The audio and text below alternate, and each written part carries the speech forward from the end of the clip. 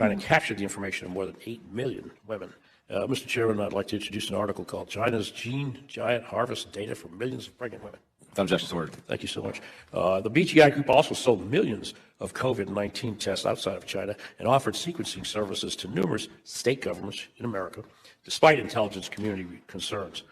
Let me be really clear. We have to stop allowing CCP-affiliated firms to gain access to American genetic data. They will use any of this data it acquires to fuel their military modernization of. All right, so that's important because he talks about stopping us from giving the data over, which is exactly what we talked about, Ava Chen, with the new federal state of China.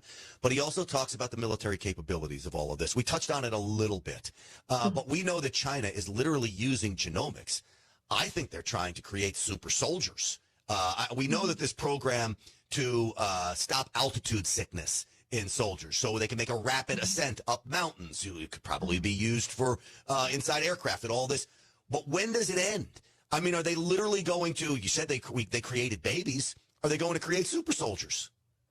Yeah, this research actually has been in there for many years. Since 2015, I read the first report on that kind of a strengthening soldiers' capability. But from the report that I'm reading, the CCP is not only collecting gene data from pregnant women; they're collecting from Uyghurs. The 12 million Uyghur population in a report 2022, they're breaking out. They basically collecting every single one. If you're 12 years old to 65 years old, these are ethnic gene data.